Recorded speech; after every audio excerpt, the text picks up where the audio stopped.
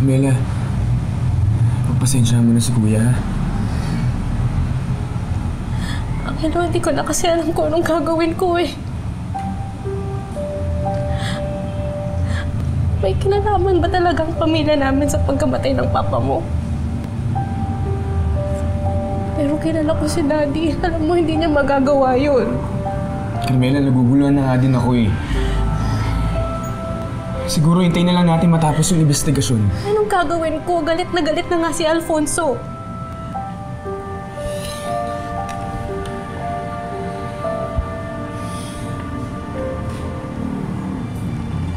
Ito yung tatandaan mo ha. Kahit anong mangyari, walang makakapag-iwalay sa atin.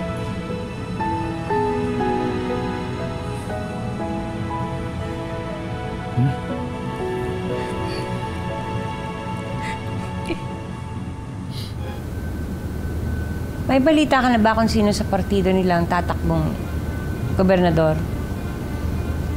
Wala pa. Si Andrea kaya?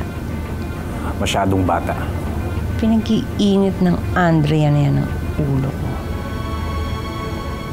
Kung alam ko lang na mas tuso pa siya sa ama niya, sana siya na lang pina-ambush ko.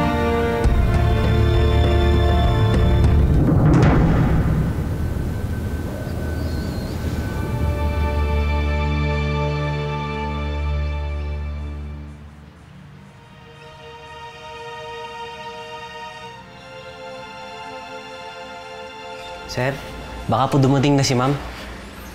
No, after lunch pa ang balik nun. Matatapos kong isang ito.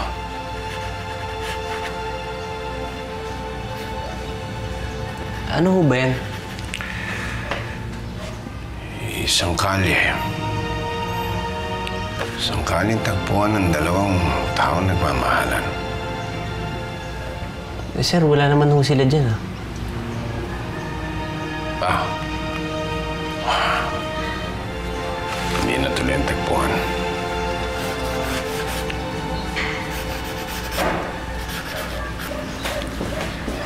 Hi, Dad. Yo, baby. Hindi na naman pala umuwi si Mami, kaya ka nakapag-sketching. Dad, pwede ba akong makipaglibing? Ayoko sanang makialam sa personal mong buhay.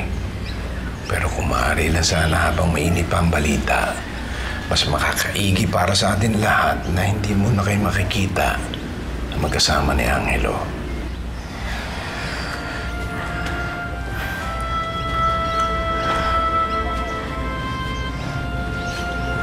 Lalayuan ko siya, Dad?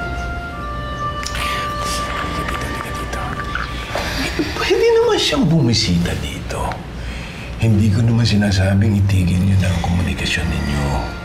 Hindi. Kaya lang, padiwara ang mga tao. Malisyoso ang kanilang mga isip. Ha? Para sa inyo rin ito. Okay? Okay.